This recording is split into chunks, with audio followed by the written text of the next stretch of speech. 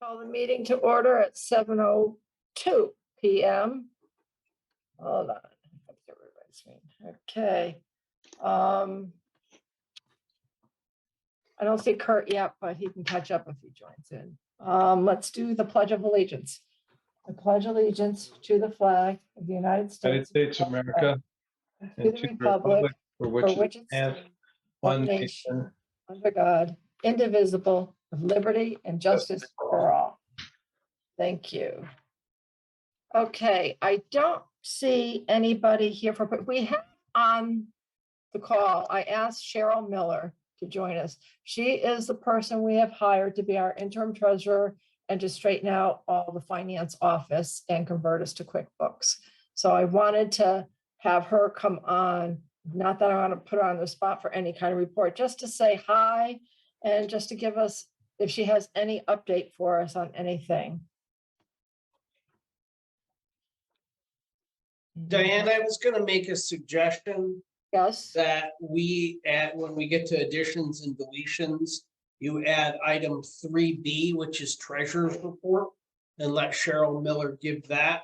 And then add 3C, a public works report, 'cause we got some info that we really need to discuss from Jay that we just kind of got today. Wouldn't you put those under either finance report number 5 or 8 new business? Rather than 3 is just additions and deletions in the agenda. yeah. You could, all I'm asking is that since they're both professionals, that are responding to an evening meeting, Do them early. ask them early in the meeting.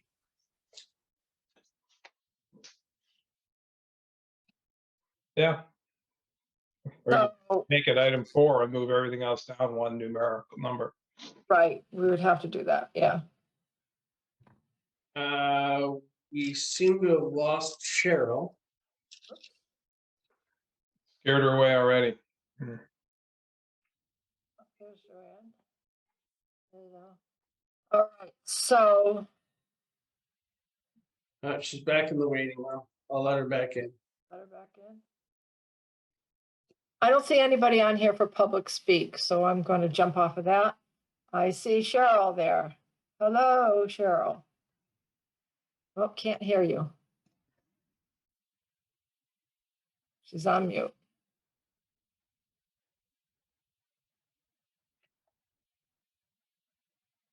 Can you unmute her, Eric, or not? Yeah, Cheryl, I'm about to unmute. No, I can't. Oh,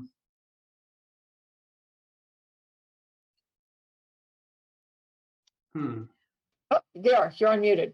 Speak now. Still can't hear you.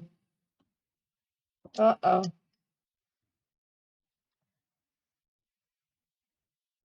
Is it the volume maybe? Sometimes I think I'm talking and my volume's all the way down. I'm not sure.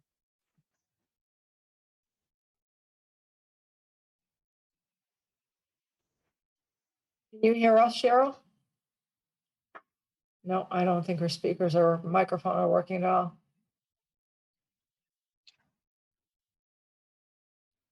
Okay.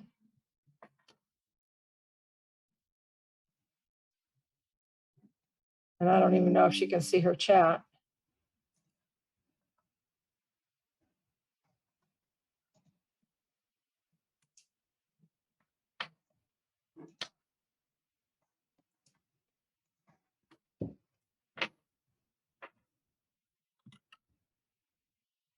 And I can't type. I'm just sending her a message.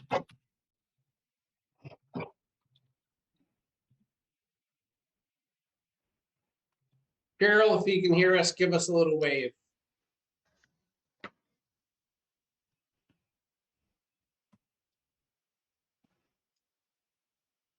Just sent her a chat. I don't think she can hear us. No. Oh, I can hear you. Can you hear me?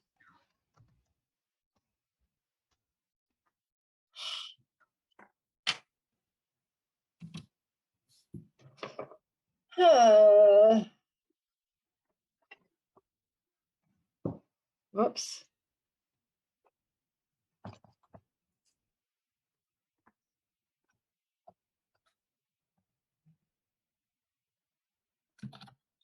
I mean, I guess when in doubt, exit the meeting, come back in the meeting. Try that. Hold on, you gotta send it. Are you sending it? Because nothing else is working.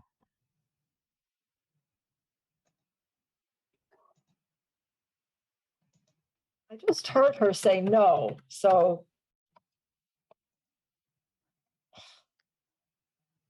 Maybe those were the voices in my head you heard. no.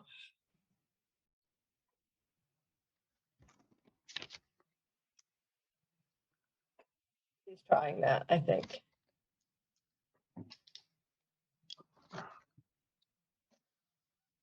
Uh,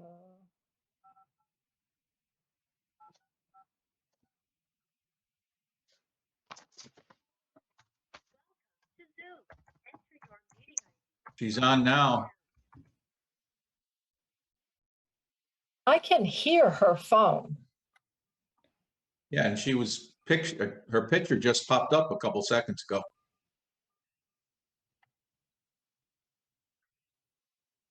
Enter your participant ID followed by tap.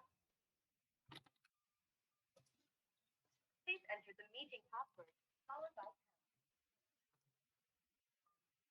Oops, I spelled here wrong. Oh, Now we're gonna get the wicked reverb. I know. Meeting. This meeting is being recorded. You have been added to the waiting room. You cannot talk or listen until the host admits you.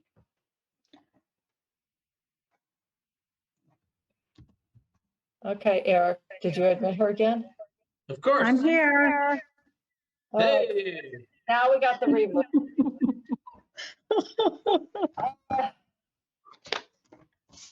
We can hear you, but you can't hear us. Well, I Well, I could hear you, and now and now I I can't. can't. That's That's me. me. All right, so we have to either mute your computer. I'll do it. I can do this. Do that? So we don't get the Okay, reverb. now talk. I'm sorry. Perfect. That's perfect. Now we can hear you. Yeah. Success. All right, quickly, we're gonna move Cheryl and Public Works up sooner, so we'll just talk to them now. So Cheryl and Jay don't have to stay on the whole meeting. Cheryl, I want to introduce Cheryl Miller. She's the person who has been hired to be our assistant treasurer and to help work on the finance department problems and get us converted to QuickBooks. Don't want to put you on the spot for a formal report, Eric, but Cheryl, but do you have anything you want to give us an update on or say? Yes, I've been in contact with the auditors.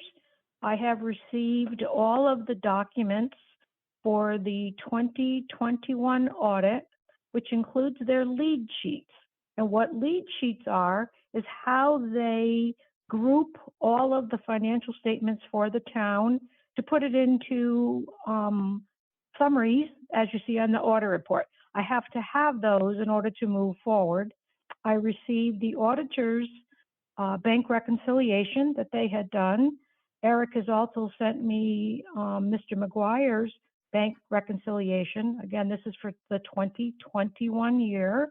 I'm currently working on seeing if I can track the outstanding checks from the previous years. We had, they made an entry in the books and records for 2021 that I'm trying to research and see if I can find out what the difference is. As I move forward, I will have reconciliations for all of the 21-22 fiscal year. We've installed QuickBooks on the treasurer's or the finance department's computer. It's going to be an enterprise. I am working currently on the chart of accounts, attempting to take yours and put it into the unified chart of accounts as the state of Connecticut wants. I haven't put anything in yet. It's all in an Excel format. Once I have the format as good as I can get it, I figured I would send it over to Eric, to Mr. McGuire, and to you, Diane, to review it. Once it's okay, I will input that into QuickBooks, and then install the 22-23 budget, and then bring in the July, August, September, and now October information. And then we should be ready to start using the QuickBooks, I would say, by the beginning of December. No longer using the Edmunds. Everything will move forward with the QuickBooks. Good. Anybody have any questions for Cheryl? All right. Cheryl, do you have any questions for us or anything that you need from us? Nope, I'm meeting with Eric on Monday. There's a couple of documents for payroll that I still need to obtain. I'm hoping that once I log on to the payroll module that you have, I'll be able to locate the document. I need a cash lead sheet in order to make sure that it comes in correctly into the bank reconciliation. And then within QuickBooks, I'm also going to set up a memorized transaction. So each time you have a payroll, you just have to open up the memorized transaction, put in the numbers and close it. You won't have to start a whole new transaction. It'll already all be there and memorized for you. Once I get the lead sheet, I will contact the superintendent again, tell her how I found it, and then ask her to forward me hers also. I did receive all the check runs and check information that I needed from the school, so I can reconcile those items for the 22-23, excuse me, the 21-22 year, and then she and I will meet again to start working on the 22-23. I'm working on the spreadsheet for the reconciliation between the town and the school, and as soon as I have some idea of how it's going to flow, I will send it over to the superintendent. We'll work on it together, and then I'll be able to provide it to the town and to the Board of Finance.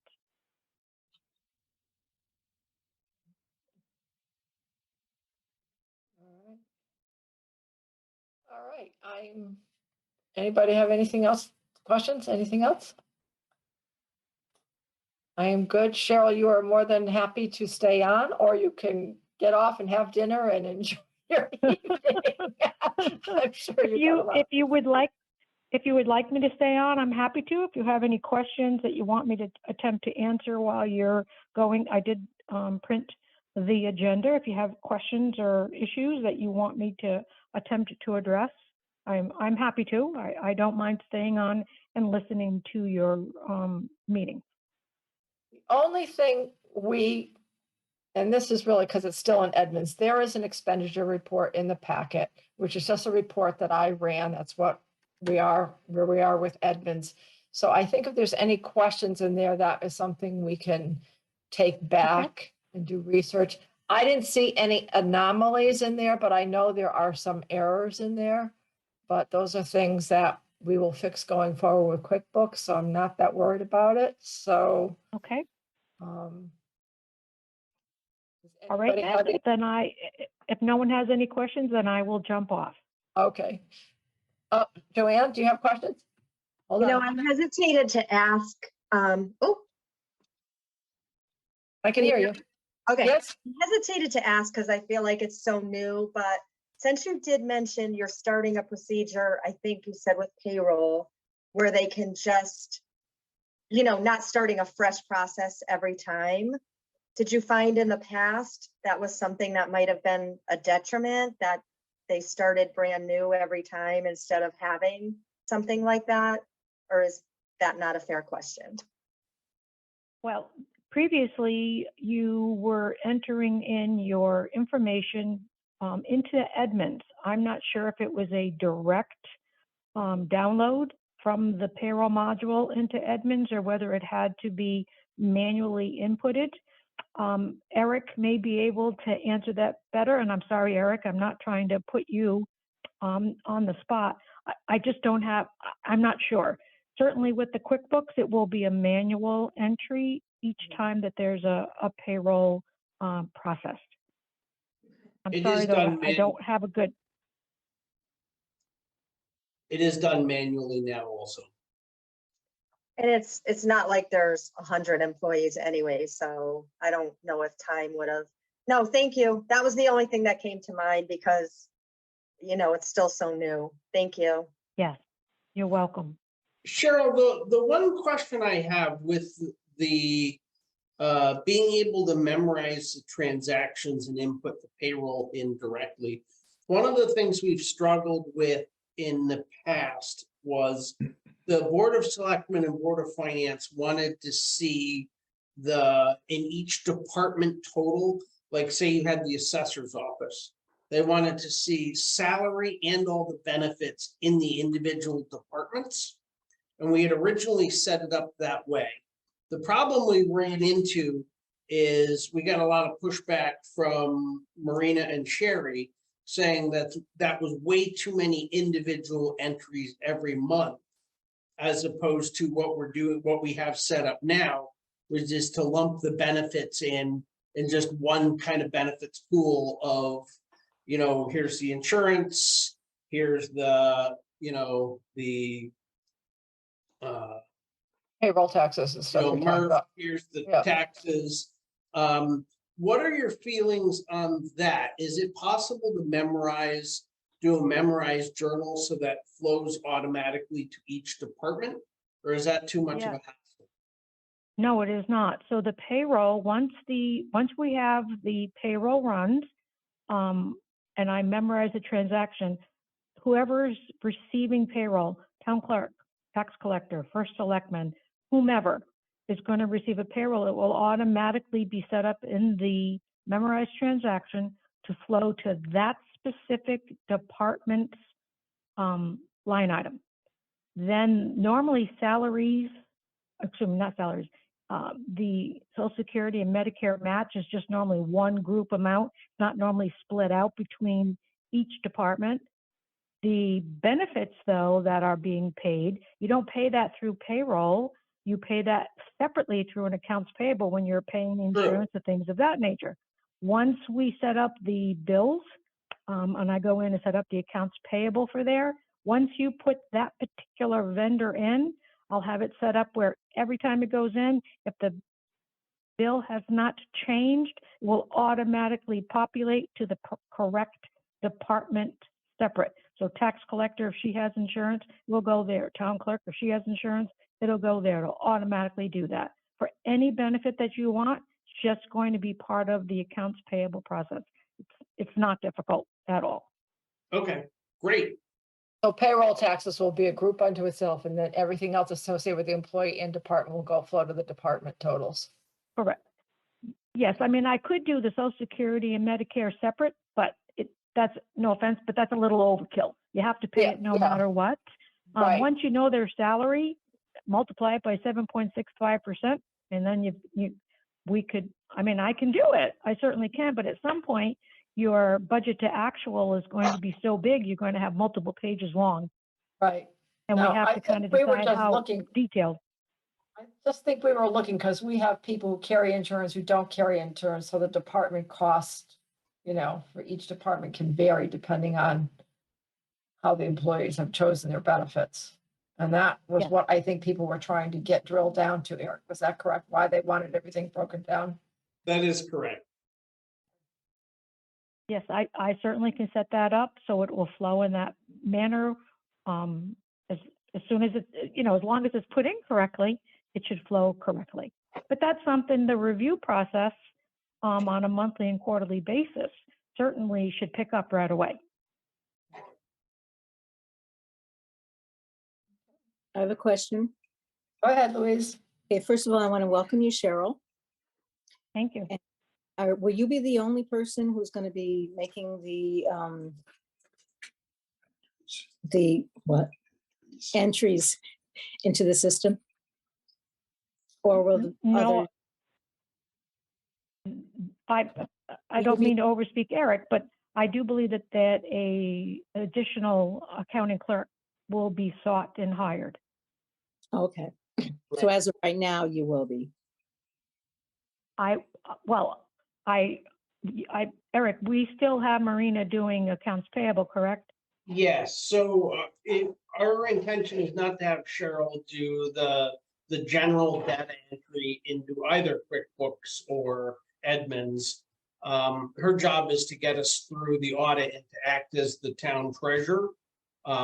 We will be just making some final decisions about the actual role of the financial assistant before going out to advertise for that, which hopefully will be advertised next week. Okay, thanks. Anybody have anything else?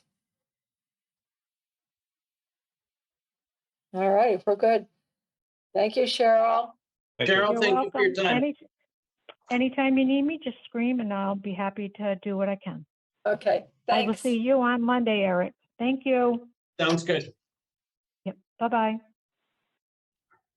All right, now that I kind of messed up the agenda, does anybody have any problem with Jay going next? No, okay. All right, Eric and Jay, you guys are up.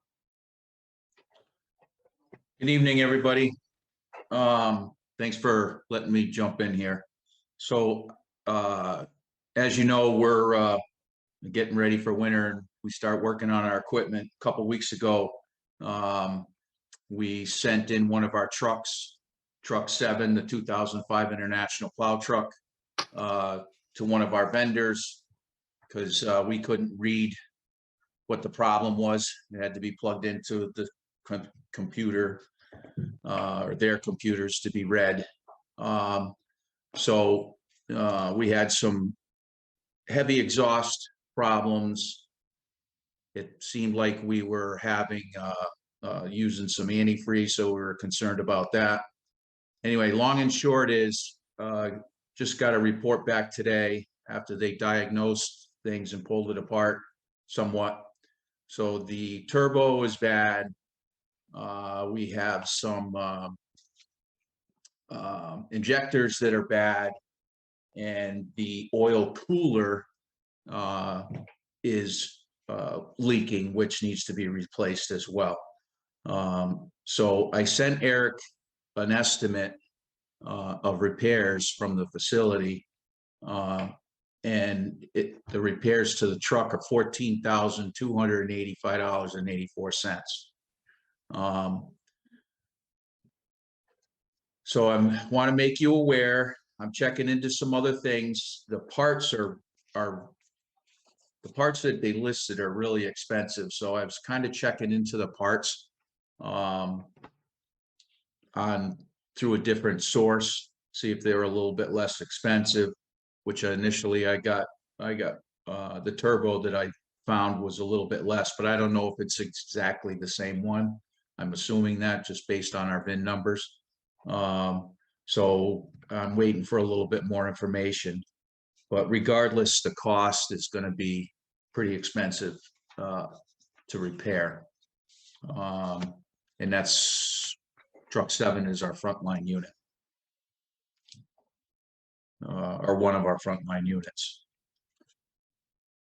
We currently have in capital maintenance account a balance. I'm showing a balance of $21,771. And I still have a few invoices left over waiting for a statement to come in from the sweeper parts. So I still have those parts to turn in, $6,644, which would leave me a balance in that account of roughly $15,000. So, and correct me if I'm wrong, that's not the regular Public Works maintenance fund. That is the budgeted capital maintenance fund that we had for fixing the sweeper and potentially purchasing a new sidearm for the flail mower, correct? Yes, the mower head, which So that, in your email, Eric, that account number doesn't exist in our report. So, and this is where it gets a little funky in our So we budget. have a vehicle maintenance under the Public Works Department that has, I think in our report has a balance less of $25,000. And then we have a permanent fund for capital for Department of Public Works of $100,000. We do, but if you look on page 13 on the top, there's also expenditure line item 11-1101-701, which is town garage capital expenditure. And that was something we put in the budget specifically last year to handle two major, repairs / upgrades that we needed to do. One was to the sweeper. We've done that. That came in roughly where we expected it to. We expected to spend around 10,000 on it. And Jay, if I'm correct, we ended up somewhere in that ballpark. Yeah, we're a little over on that. Yep. Okay, and the second one was to, What page are you on, Eric? Are you on the expenditure report that we have in our packet? yes, Yeah, that's the actual page number of the report, not of the Okay, PDF. what page You have to number look at the top. again? 13. it's report page number 13. Okay, I just want to get there because I want to make sure I understand this. 13, capital expenditures, town garage, okay. Yeah. So, I mean, I guess what we're saying is at this point, we've got such a significant repair to the truck. And we don't really have a choice. We have to fix that truck. That particular vehicle has costed us an awful lot in maintenance over its lifetime. And remember, if you look back at the capital equipment plan, our goal was to be purchasing a plow truck every 5 years, with the intention of having 3 primary plow trucks and 1 backup. So obviously, the fact that we're still running around with a vehicle at this point that's 18 years old, and when we get the new plow truck next season, this International is still going to be the backup. So we're going to be stuck nursing this thing for at least another 5 years, well, 6 years from today, as our backup vehicle. Which Wait a we minute, didn't. I'm confused. Didn't Jay just say this was his frontline truck with the $14,000 repair? It is a frontline It is the truck. one. Next year, it will be a backup vehicle as we get rid of our oldest vehicle, which is our current backup, which is a 97 Ford plow truck. Okay, so right now it's a frontline truck, okay. That's all I But need it's to- about to go, but we have to fix it because even though it's frontline this year and it will be backup next year, it will still be the backup vehicle for another 5 years. So we've got to put enough money into this thing to keep it functional for a fairly extended period of time. So my suggestion to Jay is that what we do is we've taken the sweeper out of that line item for town garage capital expenditure, which we anticipated and we budgeted for right from the beginning. We additionally, instead of buying a flail mower head, which we do need, but we're going to end up having to put off, we pay for the repair to this vehicle out of that, which will take, a large chunk of the remaining money in that and essentially kill that account for the year. So this account has $30,000 in it. Correct. The repairs are 14, so what do you mean it will kill the account? Well, you already spent some of the money, but it's not showing any expended on this report, correct? Right. As soon as, between the time you ran, I just signed a bunch of bills for the repair of the Sweeper. that are gonna be somewhere between $10,000 and $12,000, something like that. Correct. So Yeah, the I just sweeper sent is in. gonna go against this account. Right. Well, Yep. what are we using the vehicle maintenance account for in Public Works for then? That's our regular routine maintenance, oil changes, filters, miscellaneous parts, brakes, and the routine maintenance current balance on the operating side is 20. I currently have it at 21,000. So the reason why we're doing it this way is because right here, right now, if we took $14,000 out of the operating budget, we know we would be way over by the end of the year. So by doing this and just saying, okay, we're gonna shift our capital priorities, we take it out of the capital and we preserve the maintenance budget, because we know we're gonna go through that. Question on the quote, it's a good chunk of money in there for replacing all the fuel injectors. Is that just preventive? It doesn't look like there's necessarily any identified failure there. Well, there's one injector that definitely needs to be replaced. The other injector, there's a second one that's questionable. And once you start replacing one or two of them, you might as well replace them all because, we'll turn around, get it fixed, and we have to bring it back to have more injectors done. And Okay, everything gets timed correctly, the fuels are pressured correctly through the injectors. So no action on our part at this time because it's got to go to the Board of Selectmen first. Probably. Right, because they would have, don't they have to prove anything over 5,000 before it comes to us for? Or that's over, I'm taking over expenditures. But we're not over expending, so my question to you is, are you okay with, because in the past, the Board of Finance has had some defined ideas about what we could take out of capital expenditures. And since we clearly in the budget state that this is essentially a capital, town garage capital expenditure, are you okay with taking that out of there? We know we can take the sweeper because we put right in the budget that money was going to be used to fix the sweeper. So when we pay for the sweeper repairs, we're doing exactly what we said we were going to do with the budget. But this part, we're not doing what we said we were going to do in the budget. We are paying for a capital expense, but not the original capital expense that we told the Board of Finance that we were going to be spending. Does that make sense? I know, I still think of it as a truck repair, and I know you're calling it capital because it's a large amount. And I know it's not regular ongoing maintenance, standard maintenance, so it's an out of the blue repair. Yeah, this isn't expected. I mean, we expected the sweeper. We knew going into we needed repairs last year to happen this year for the sweeper. We were just hoping we could get through the season and fix it in the wintertime, but it broke just before, so we had to get it done right away.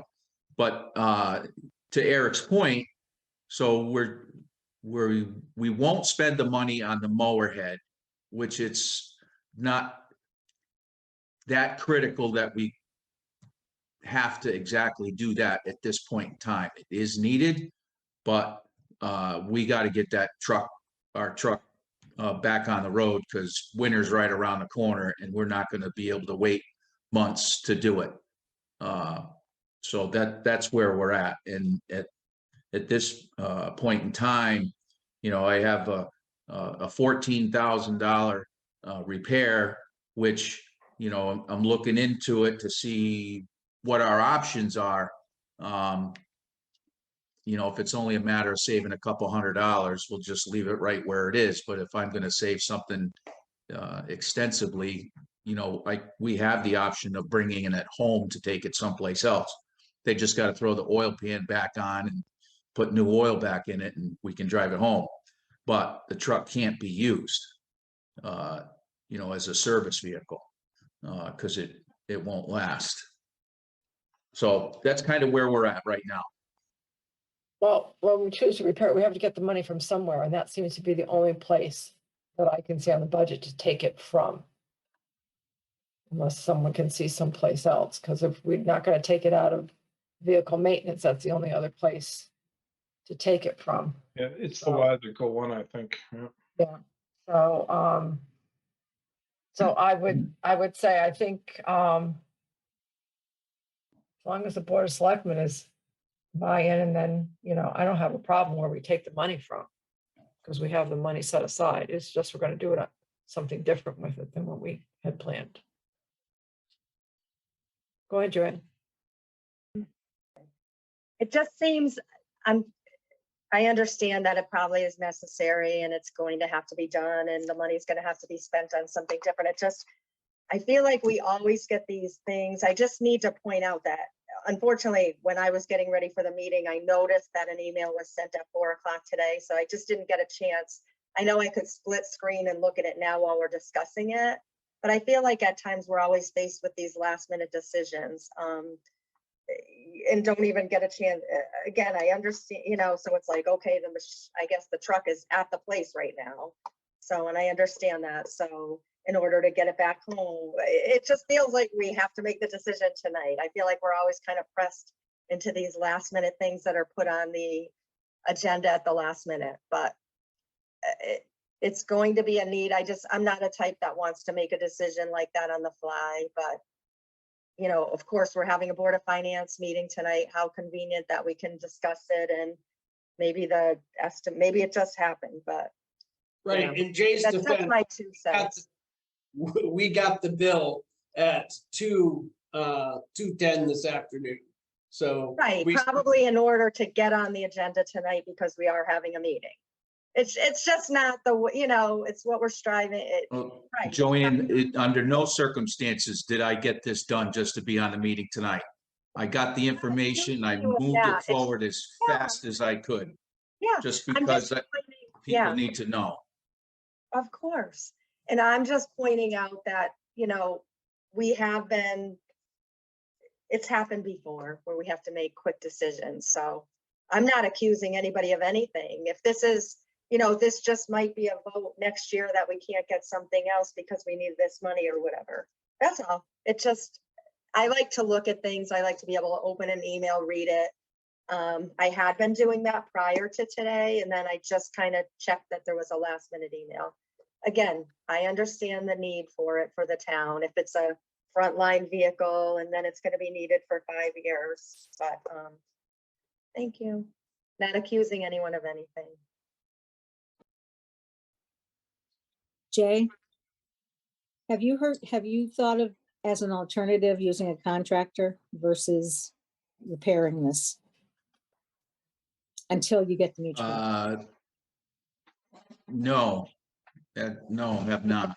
Would And it be cost that would put us effective? into no, I don't believe that would.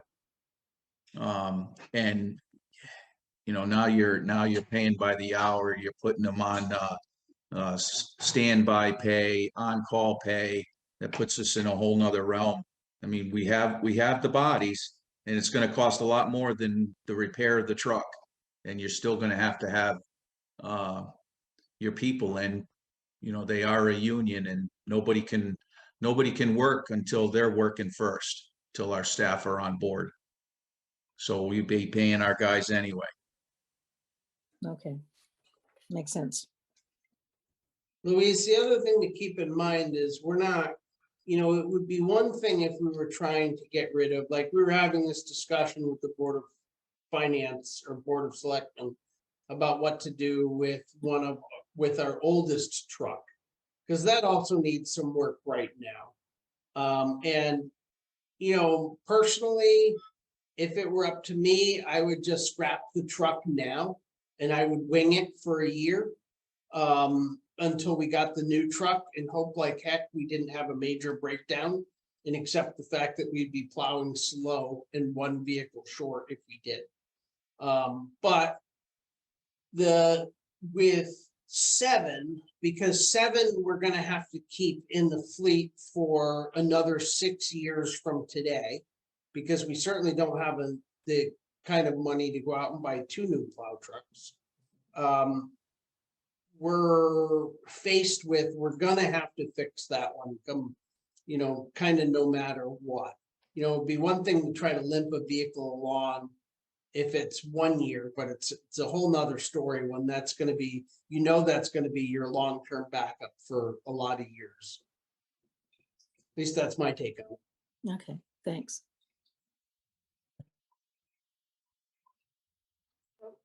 I'm kind of thinking, and if anybody thinks differently, speak up. I think the Board of Selectmen has to, obviously be informed of this because they're responsible for the overall operation of the town and, you know, and what risks we take with fixing or not fixing. We're just going to identify where we're going to take the money from. So I think we've done that piece to say, yes, we have money in the budget. We'll reallocate something to here. So I think as long as Board of Selectmen is okay with the strategy you want to go with, Eric, then, you know, there's no holdup on this side. Does anybody have any other? No, I Concerns? mean, the two things that I saw looking through this was, one, do we conform to the purchasing policy? And I think in this case we do, because we're piggybacking off the state contract with Freightliner for both parts and labor rate. So I think that satisfies the existing and proposed purchasing policies definition, you know, of basically a bid process or an alternative to a bid process. And then the second thing was, how do we come up with the money? And Jay and I both feel that, you know, although we would have liked to spend the money in that budget on what we anticipated, this is going to be definitely a bigger priority now. And that's the only readily available pool we have to tap. So. That's, you know, perfectly fine to do that if that's what everybody's consensus is. That's more, you know, in the big scheme of things, that's the priority for the town. We have the money in that budget line item to do it. So we don't need to take any action tonight. Nope, I just wanted to make sure you weren't gonna be mad when we took the money out of that budget later. Rather ask for permission than beg Oh, for. we just, you know. this- No surprises is good. Anybody else have any other questions? Okay, Thanks, Jay. thanks, Jay. All right, thank you. Good night, all. All right. Okay, we are now on to the town administrator's report. Okay, sorry, I apologize for sending you the report late. I just wanted to talk about the things that on my report that are kind of related to finance. The assessor's office is doing personal property declarations right now. John Chaponis has been out doing inspections. You know, with the tax collector's office, we're doing pretty well with collections. We did refer all the unpaid personal property declarations to a collection agency. We have gotten some money back from them. And the way the collection agency works is that once we refer it to the collection agency, they owe us what they owe us anyway, and then they have to pay the collection agency on top of that. So the problem with personal property tax declarations is a lot of these are little businesses that have gone out of business. And you don't, there's a lot of other ways, other debts that we can lien and get the money back. Personal property declarations is something we have a hard time getting some of that money back because companies go out of business, blah, blah, blah, they move out of state, and you don't really have any way to go after them like you do with unpaid motor vehicle or, you know, being able to lien a house if you have back taxes on that. So we're working on that. If any of you don't know, I have hired an administrative assistant, Kate Morrissey. She has the same email address as her predecessor. So if you have any questions for her, feel free to email her or call her at the admin number. She's good and personable and pretty confident. So Her hours, Eric, what is she in every day? yeah, she's in Monday through Thursday, like 8:30 or 8 to 1, basically. So we have been bouncing around the job description for the financial assistant. Cheryl Miller had indicated that she thought we'd probably be better off having that person not do the journal entries and keep the journal entries separate from that position. So we You probably, said your email was bank reconciliations. yeah, sorry, Okay, all right. Yeah, Just bank recs. don't yeah. confuse me. I'm confused enough. Leave the bank recs for the treasurer, Right. which I think makes sense. So we're gonna pull that out of the job description and then advertise for that position. I was looking real quick at the money we've taken in from the building department. It seems to be roughly on par with last year. It doesn't seem like it's dropped off too much, even though the economy seems like it's slowing down a little bit. We're seasonally slowing down now. But it's hard to predict how much building we'll get in the spring. Certainly, it seems like new construction is going to be knocked down a bit. Still working on finalizing the contract with the town engineer. We have very minor sticking points at this point. It's at our town's attorney for review again right now. And that's holding up a couple other little things, but nothing super big. As I said, the last meeting, we did get the full funding for the American Recovery Act. That was $478,848.04, which will be the second half we use to pay for the community center. And we're in the process of filing the request for reimbursement to the State Department of Transportation for the 2020 steep grant that we completed for the road work. So I anticipated submitting that today, but we didn't end up submitting that today because I need to give them a formal invoice for it. But that's okay, nothing too big. We got the parts in to get our server, the new switchgear for our server installed, which we need to get the car charger up and running. As soon as we have that up and running, we should be in this set of bills paying Lenco for the electrical work for that, so I can immediately file for the refund from Eversource for the charger rebate. So most of you know, we did receive the $275,000 steep grant to tear down the old firehouse and build a parking structure for senior transportation. The kind of hassle we ran into is that the building we're tearing down is on the National Historic Register. And since we are a political subdivision of the state and we're tearing down a building on the National Register, we've got some hoops to jump through.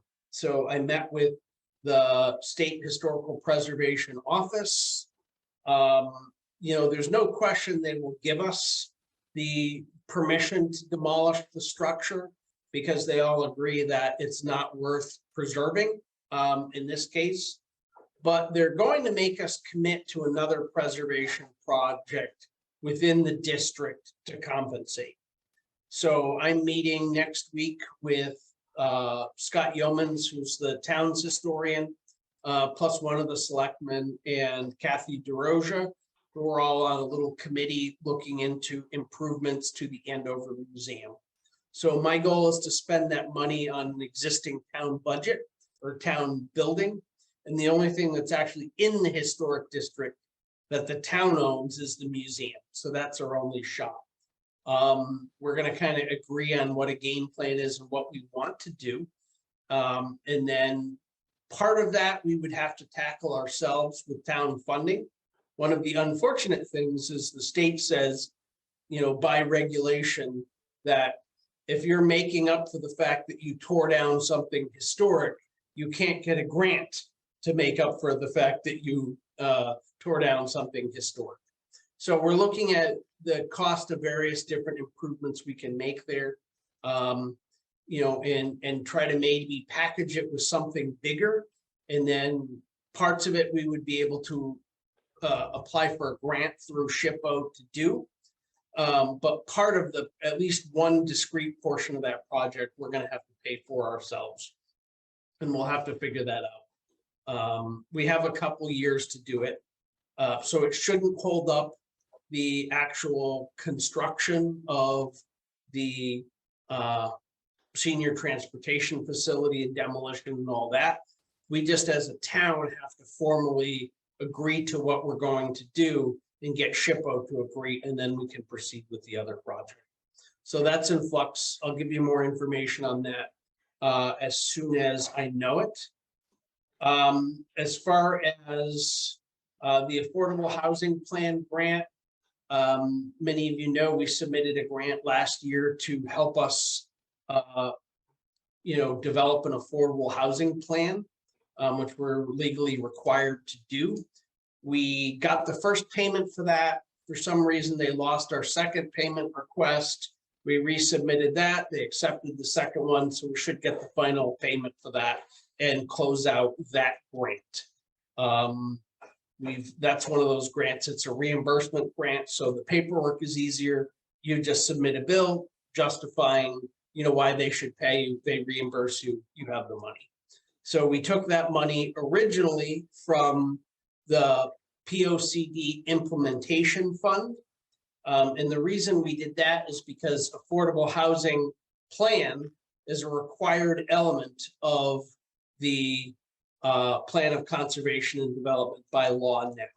So, and then we're refunding that, the POCD. So it won't actually, in the end, we'll have taken the money from that and returned the money to that fund. And that project was fully funded. What else? We do have a transportation grant that there's two elements to going right now. The first is a vehicle. As many of you remember, we were supposed to have had a new vehicle last May, a new 12-passenger van for senior transportation. And again, that's 100% funded grant. However, as we all know, with the backlog of vehicles, it never got built last year. So we're anticipating that it will be delivered sometime this coming spring. They said no later than May. So that's all we know about that.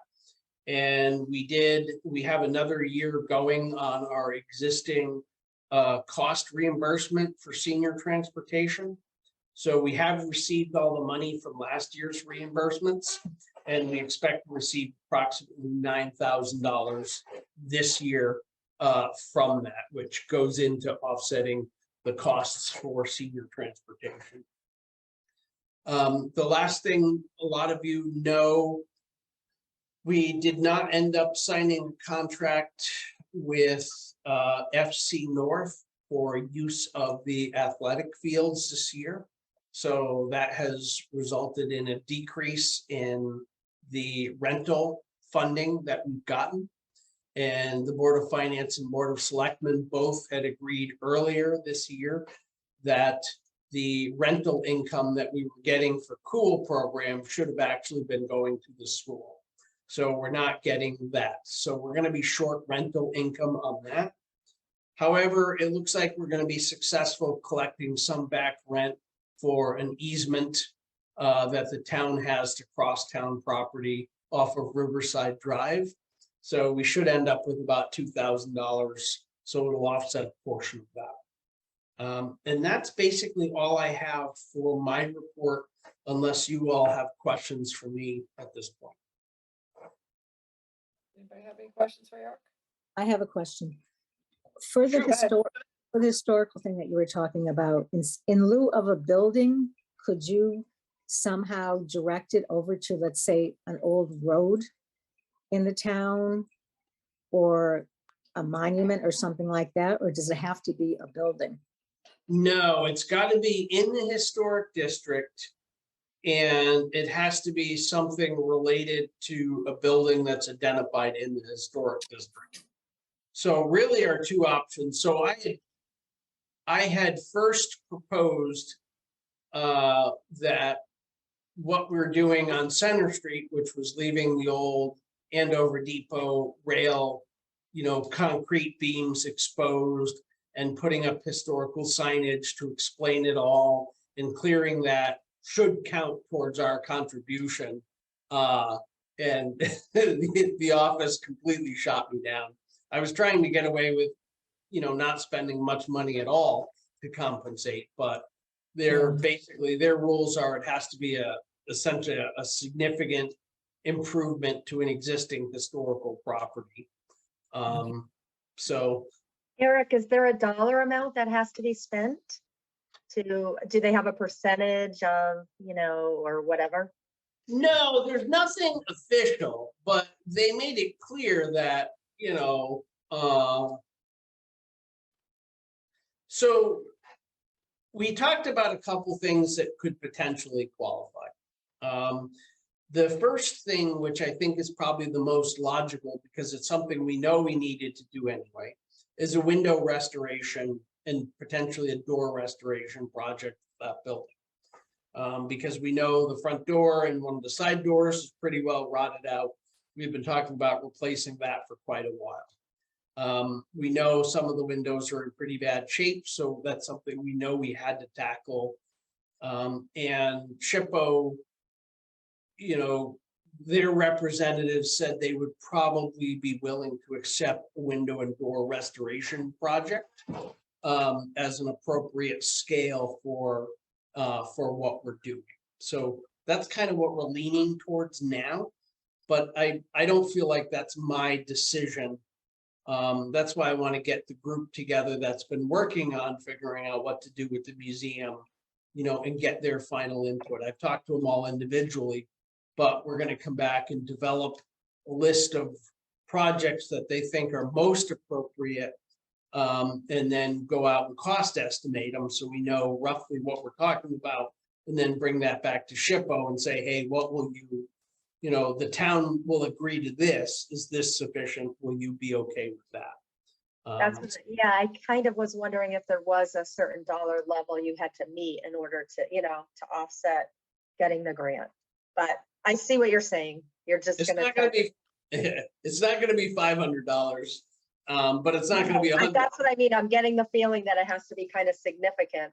So in order to get the grant, which is great, then there's going to be a cost associated eventually that we have to put back into the town for improvement. And then the other question is, I know you were talking about losing rental income for the field, and then the other, so about how much was that? I know you So- said there's offset. I don't remember the total of rental we were anticipating. Yeah, we had budgeted for, I think, bringing in $9,000 in rental income. Okay. So we're definitely gonna be short that. Okay.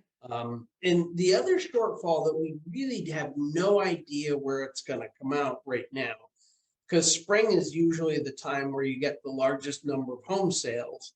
Building, right? Yeah. We've anticipated, because historically we bring in quite a bit of money on real estate transactions. We honestly don't know where that's going. I mean, that could be a significant shortfall in revenue too. We just have no idea at this point. I would expect it'll be, we budgeted for a more conservative estimate than what we took in last year, assuming that it wasn't going to be as banner a year as last year. But, it's just really hard to say right now. Wouldn't it be nice if you could reuse some of the items like doors or windows from the building that's being demolished and put that into the museum? Anyone thought about that? Frames, glass, anything? I mean, so the problem is the fire station does not have any original windows, does not have any original doors. There is some of the original hand-hewn framing. And we are talking seriously, and SHPO may require us to salvage some of those materials when we demo the building. But that should be cost neutral because they're chestnut beams. So we would expect that whoever salvaged those would do it without getting paid. The salvage value for the materials would be equivalent to what it costs them to remove it. But I don't think we can salvage windows and doors. And the thing you can't do with SHPO is, like, we couldn't go to the Andover Museum and put in all new, modern windows and doors. Right. That would not make them happy. Okay. Just a thought. Yeah. No, and honestly, it really annoys me that, the town went through with designating that historic district. Yeah, I mean, who, for is 18 that, years. is it designated the building with a plaque, or is it just in the district that? Because it's really an eyesore, so it's not like it's not like we're turning down a building that has any No, so that value, so to speak. that building was the Sackett General Store in the 1850s. Now there is very little left of the original Sackett store, but if you look through the Andover Museum, you can see the original photos of what that building looked like, around 1900, because they have photos back that far, showing that building in use. So yeah, no, it is a named structure, and that building individually is on the National Historic District. It's not just in the district, it's a named building in the district. Which is why we're stuck with mitigating for it.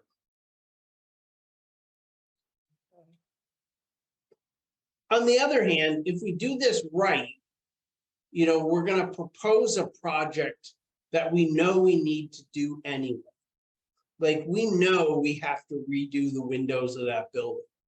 So, in a sense, this just formalizes something we know we have to do anyway. It'd be nice to incorporate that into the celebration for next year too, because it's historic.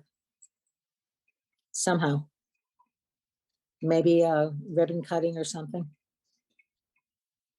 If we could get it done, that would mean we'd have to take the money out of this year's budget. Oh. And I don't know whether that's possible. We have no money in this year's budget. I can tell you that. Something we would have to plan. Especially with for. the shortfalls that we're talking about, yeah. I mean, the way I could see us doing it is we could, if the estimates come in right for the community center, we know we can build that with ARPA funds. You could designate some of the money for the multi-use building fund to do that. And pay for it that way. There's some downsides to that too.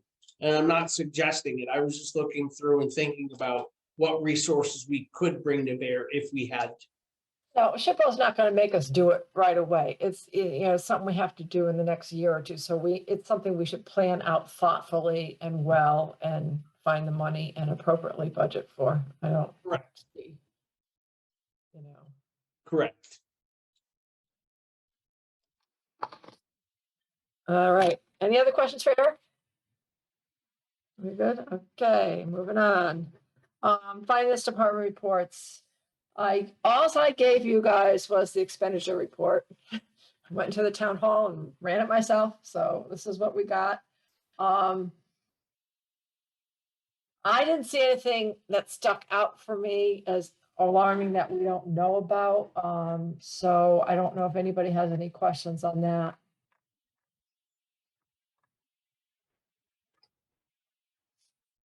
No.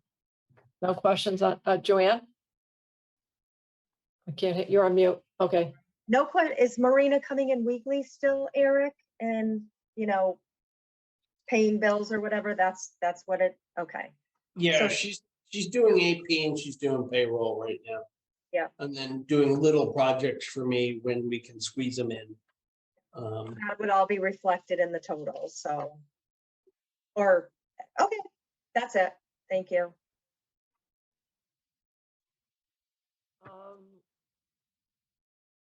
Question for you guys. I mean, I didn't give you any revenue reports because nothing's been posted to Edmunds for revenue. And nothing's even been set up correctly for revenue in Edmunds. We do have access to the, to the tax collectors revenue report if you guys want to see that going forward every month. I would leave it up to you, but it's still not reflected on our books, so to speak. So that's kind of And since we're in the process of converting to QuickBooks, we'll eventually catch up and get proper reporting. So if anybody has any desire to see revenue reports, I can see what I can pull together for us.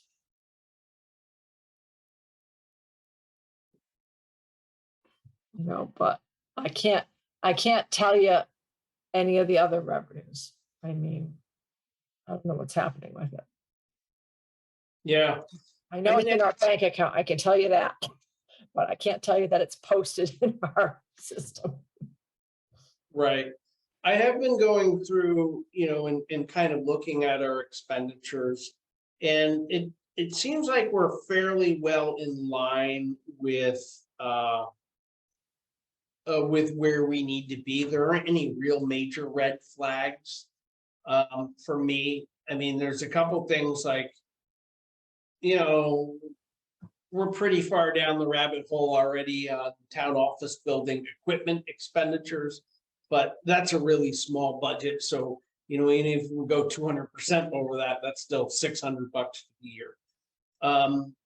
We are over our allotment on electricity, but that is partly because our electrical usage peaks in July. So July, August, September are very heavy electrical usage because of electricity, goes way down in the winter, and then comes back up again in, May, June, July. So I think I was trying to look at where we were relative to the, pie charts that we get from the utility company. And I think we're okay. There's not a lot else that really jumps out at me that says we're, way over, way over. One of the things I want to ask you, since the old firehouse we are tearing down and we're not keeping vehicles in it yet, right? So do we have to have electricity and heat on in that building? We don't have heat on. We're not heating the building. We've drained the water. We do, so unfortunately, when we go to demolish it, which hopefully will be relatively quickly, we need access to power and we need access to running water. So it's going to be kind of a dance because our costs to do the asbestos abatement go up a lot if we can't supply water or we can't supply power. So for now, we are keeping that up. Hopefully not for too much longer, though. But so I'm looking at the report, and if this is right, we spent $102 in, September for electricity for the old firehouse. What is costing $102? What lights are on? It's a 3-phase meter. That's the majority of, just like every meter, you get charged for every meter you have. A 3-phase meter costs a lot more than a regular meter. So I don't think that represents, I can look at it. You don't think it represents energy uses, it's just. No, I don't think so. No, I mean, we did turn the electrical power back onto it a couple of weeks ago because they had to get some of the stuff out of there for the senior tag sale. It's kind of hard to walk around there in the dark. But we haven't even been keeping the power on. So most of the panel is turned off. That's a straight meter charge, unfortunately. Okay. All right. Anybody have any other questions? All right, let's go. We're on to item 6, budget. I'm assuming there's no transfers or over expenditures. Correct. Done. Okay, old business. You kind of got the audit status from Cheryl Miller on the 21-22 stuff. She's looking at what the auditor did and everything just to get us a good balance to kick off her reconciliation for last year. So if you think about it, 21-22, we closed the year out, but we didn't start the year with the correct starting balance. So she's just going back and validating that so she can make sure when she reconciles this last fiscal year just passed, that we have the correct starting balance. So that's kind of what's going on with that.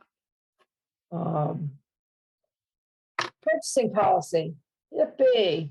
Does anybody have any comments on this? It's, I kind of incorporated everybody's suggestions. I kind of reformatted it and numbered it into a different thing.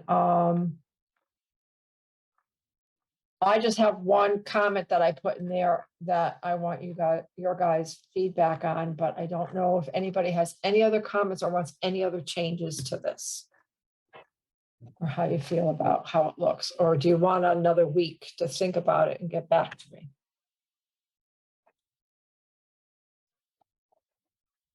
Regarding the question that you had in there, Yes. did we have anything in there like that before? Or is that something? you Yes, that added? was in there before, so I was trying to figure out. I'm thinking it was probably in there back in the days when if somebody wasn't picking the lowest bidder and somebody complained, you wanted some legal review. But I don't know, if it's necessary, or do we need to keep it in here? Is it overkill? Is it not? Is it good to have it in here? I'm kind of torn on this one here. My gut is if it's already there, unless we have a good reason to remove it, to leave it. I don't recall it ever being used. We probably have never done it, so we probably never That's followed right. the policy. So So anyway, So that's my gut. My gut is leave it. Yeah, it's probably a quick review by the attorney, so I Yeah. would say there probably isn't much harm. And again, the thing about the policy is if we find that this becomes onerous or we don't like it, something just doesn't Always. work for us or not as secure, we can always change it down the road. that was Sure. just my question, because I have never seen anything go to the attorney, but we probably have never done it. But if we had a contentious, something, and we weren't picking somebody with lower bid and somebody was, complaining about it, I'm sure we would send it to the attorney for review. So, Well, I mean, the attorney's not our financial advisor, so it's kind of an odd thing. I mean, I think we're generally within our rights to make a decision which we feel is in the best interest of the town of Andover, but we do have to I think it's incumbent upon us to make our reason for doing so very clear, so that we show that we have our best interest of the town in making such a decision. To really I don't know the what the town thought attorney, I process don't know. about having the town attorney review it. I don't know what that gets us, but. Yeah, I don't know that it gets us anything either. It is kind of odd. Well, so one thing to keep in mind, and I'm not sure it speaks to this directly, but our standard RFP language, we went back and forth with the town's attorney a bunch of times and made sure that we put language in there. So, because some towns don't offer the ability to take anything other than the lowest bidder. So we have a series of contract document language that basically says we can accept or reject any bid, regardless of whether it's the lowest or not, just in case we do, either we have questions about a particular company, whether we're really convinced they're competent or not, because most language says the lowest qualified bidder. And if you determine somebody is not qualified, that's easier to take to court than if you have a document that said you can put out a bid and then choose whoever you want. So that's basically what we do, but that doesn't get us around our purchasing policy. Our purchasing policy still states we have to use the lowest bidder unless there's a justification for it. Okay, we're leaving it in there. I just wanted to, see if anybody had any thoughts on it. And this is really minor, but there's some odd formatting things, at least when I opened it in Google Docs. The header's a little weird, and there's definitely one page that's mostly blank. It just looks like a formatting issue. So I'm assuming we cleaned it up one That last could be time. Google Docs, because when I look at it in Word here on my computer, it looks okay. Yeah, Oh, and that might be it. I might have Yeah. made a mistake opening it in the wrong program. Yeah, we'll create a Okay, then that PDF answers file, it that. should be clean. I mean, but And believe me, when where you're are we doing on the this, whole list of preferred contractors idea? You Or know what? propose or procedures for that, rather? Honestly, that- I sat down last week and tried to sketch out in my head what I thought a policy would look like. And I didn't get really all that far.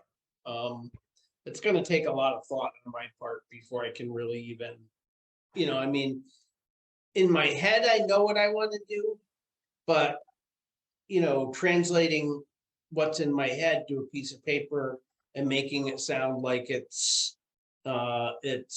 fiscally prudent and it makes sense to the average taxpayer, is a difficult thing for me to do.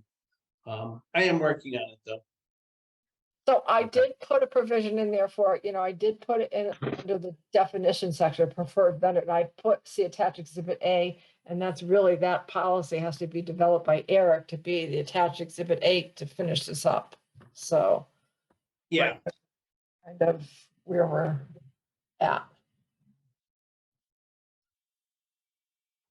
I mean, the obvious thing is we don't consider anybody a preferred vendor until we have an in-place policy that identifies how we determine it and then go through some kind of formal process to determine, who the preferred vendors are. So, I mean, I don't think we're gonna have a list of preferred vendors, anytime soon. If we had that a year from now, I think we'd be doing well. That'd But be my- I don't think we need to publish it. It's just what is the preferred vendor program? We just need a framework for that program to be part of this policy. Right. Whether they get reviewed every 2 years or some, and depending, that could be based on dollar amount spent with them, it could be a million different ways you could put it.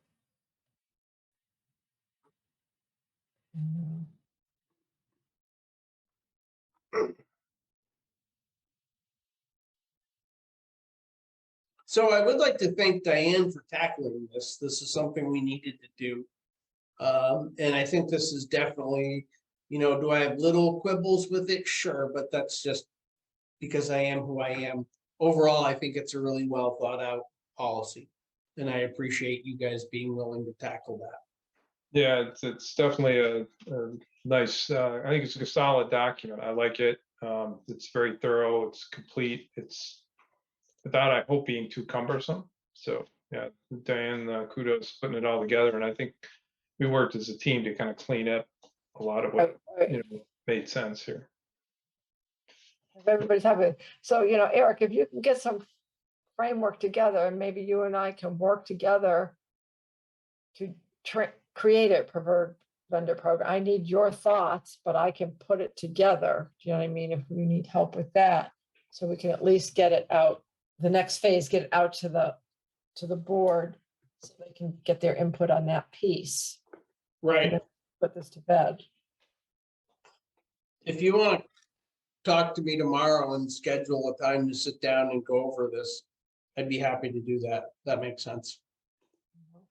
And anybody else who wants to be part of that discussion, I guess. Like Mark said, it is a work in progress, and we're just feeling our way, and every idea is a good idea. So Well, and what I would tell you all is that, we called Diane because we had some questions, but I sat here with Jay Tuttle for about an hour the other day and said, okay, we want to buy this. What would we have to do for the policy? We both look through the policy, say, okay, we'd have to do this, this, and this. Well, is it an ongoing expense? And one of the questions that came up is, like for materials, like in a given year, we buy an enormous amount of gravel, for instance, or rock and stone from Coit or other vendors. Is it individual purchases, or is it the fact that, because in a year we might spend $15,000 or $20,000 between ballast, rock, and gravel and sand and stone dust, all from the same vendor, but over an entire year in lots of different increments. And like trying to really understand when this policy applies. And for the most part, we came to the conclusion that, we could live with this policy and it wouldn't be detrimental to getting stuff done. So, which to me is the sign of a good policy. And it still seems pretty fiscally prudent. Literally, if we're buying, gravel from this vendor and, we have needs every month and it changes. But also if he changed his price and we know somebody else is, we're not going to be tied to that person. We can go to somebody else. Do you know what I mean? We're always looking really in the marketplace, who's the best price for our needs, because we're purchasing on a monthly basis. It's not like we're buying a year's supply of gravel at one time. Right. Right. Yep. Concur. All right. If anybody thinks of anything or wants to change it, let me know, because this is still a work in progress. It's a lot to digest. Let me tell you, when you're typing it, you look at it and then I get lost in it. And then I'm saying, God, this is so long, so. You're trying to hit a sweet spot of it being thorough without it being so long that it's impossible to deal with. Right, So, No, I think it's pretty good. All right, so that takes that, we already had a little update on the staff searches for the finance service. So for what everybody knows is, Marina's still working part-time for us doing accounts payable and payroll. We have to replace her. We have a job description, so that's going to get tweaked a little bit and it's probably going to go to advertise next week. And then we'll look at what kind of candidates we get online for that. Next thing on the agenda is, let's talk about the meeting dates for next year. In the packet. In your packet, let me see if I can find the page.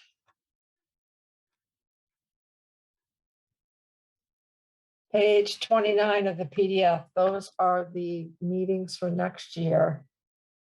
They're all Wednesdays, fourth Wednesdays a month, except November. I moved that to the fifth Wednesday because that's the Wednesday after Thanksgiving. We had an extra long month. Does anybody have any issues with those dates, or are we good to adopt those?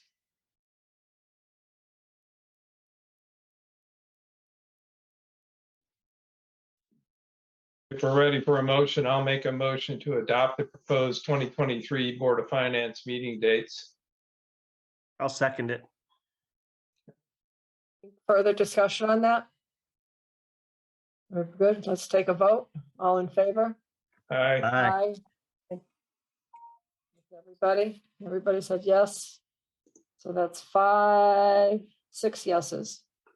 No, 1, 2, 3, 4.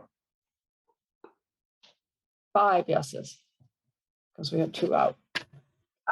So that's good. No abstains, no nays, right? Okay. Next is the approval of the meeting minutes from last meeting. Does anybody want to make a motion for those? I'll make a motion to accept the September 28th, was it? Yep. Meeting minutes as written. Is that what we say? I'll second. That would certainly work. Discussion? All in favor? Aye. Aye. Abstains? No? Yeah, me, I wasn't there. Okay, Louise abstains. Okay. And everybody else is a yes. All right, we're done on that. Liaison reports. Community Center, the design build RFP is up and, out for bids. So we'll see how that comes back in. I don't know if anybody knows, but the Board of Selectmen have approved Adrian Mandeville and Scott Person to be the project managers of that build. as oversight for that build and, going forward. So really everything now is kind of in that group's hand until the RFPs come back. Once the RFPs come back, then the Board of Selectmen has to decide who they want to review them and appoint the people to review them, and then we'll go from there. But that's kind of where we're at on that. Anything to add on that, Eric, that you know of? No, there will be the walkthrough with the contractors tomorrow. Nice day tomorrow. Sun's gonna be shining, it's gonna be 70 degrees. Birds are gonna be singing. Boy, that's all positive signals. Rob, do you have anything on CIP? CIP meeting was canceled this month because we had nothing on the agenda. Okay. Any Oh. other liaisons? It's not quite a liaison report, but it's related to CIP, so I'll put it out there. So we had been told that our Bobcat skid steer that the town had gotten through and had been waiting for like the last 5 months. We were about to get it, and then it got stolen from the dealer in Manchester. So we are awaiting a determination as to whether they actually have a backup one to give us, or whether we got a new build slot we gotta wait for. So we might have it in the next 3 weeks, and we might not have it for 6 months. All is flux. Wow. Yeah, it kind of sucks, Yeah, that really sucks. but it sucks a lot less if it got stolen after we got it. So Yeah, Yes, that's true. I just wanted to remind everybody too, that our next meeting is early. It's November 16th. Which is the week before Thanksgiving. I don't know, Eric, so really, that's only, what, 3 weeks away? Less than 3 weeks away? yep. If we don't have too much on the agenda, does anybody have a problem if I cancel the meeting, or would anybody prefer to have that meeting canceled if we don't have anything to talk about? I would prefer to cancel it if we don't need it. I would agree. Yeah.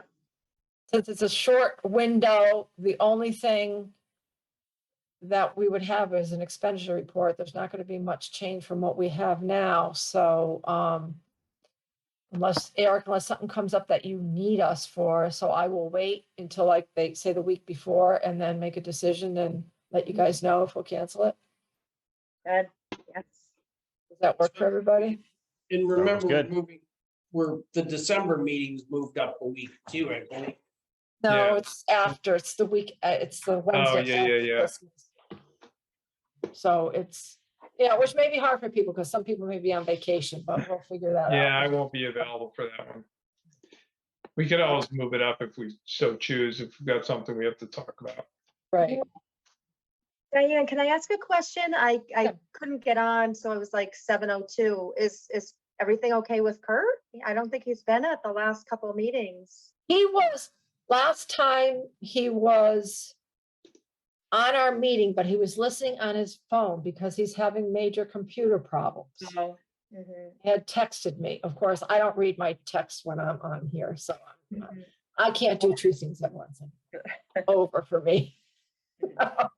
So he did listen to our meeting and he did, and so I didn't hear from him this time.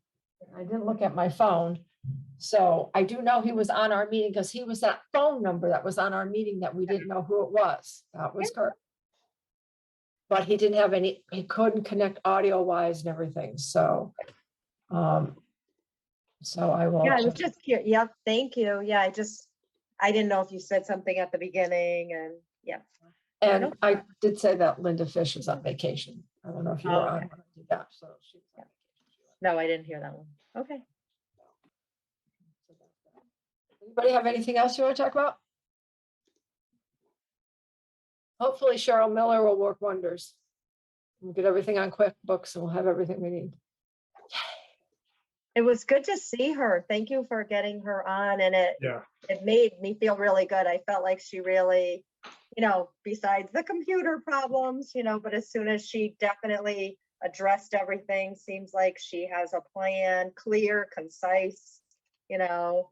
So I'm feeling good about that. So, and didn't she mention something about December, having everything all set up by December? She thinks she'll have QuickBooks up and running by December and our this year's data converted into QuickBooks. Gotcha. And that does, just this is the last quick thing. I thought that we were going to, not we, but maybe they were going to let her get into it a little bit more before they advertised for another person and decided what was really needed for the town as far as the assistant. I Well, guess they're always going to need one, but Right. So we are going to need somebody to do accounts payable and payroll. I mean, we need a person for that. You know, right now we budgeted for a full-time position, you know, whether it stays that way. I mean, literally speaking, if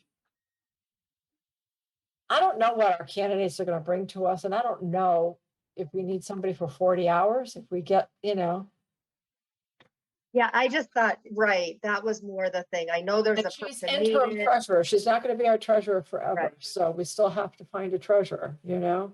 Yeah. And Well, then she may say it could be a 30-week position or something. It's not like I'm looking to cut it. I just thought we were waiting for a little bit of guidance. That's all. Yeah. So we'll see. And I like you think said, we who knows? need to advertise, we need to get some candidates in here. We need to see what the marketplace has out there. Oh, yeah. You know, obviously, we changed the job description to include QuickBooks experience because that will be the key for us, you know, we can find somebody with QuickBooks experience, it should be fairly easy for that person to make the transition.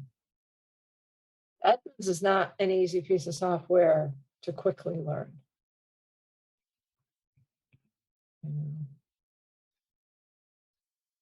I still go in there and hunt and peck around and say, what? I mean, it's not, and their documentation isn't that great. So, anything else? Well, we have nobody for public speak. So can I have a motion to adjourn? I'll make the motion to adjourn. Please make some motion to adjourn. Second. Mark seconds. All in favor? Aye. Aye. Bye. See you guys. Thanks. Thank you, guys. All right, Take thanks, care. everybody.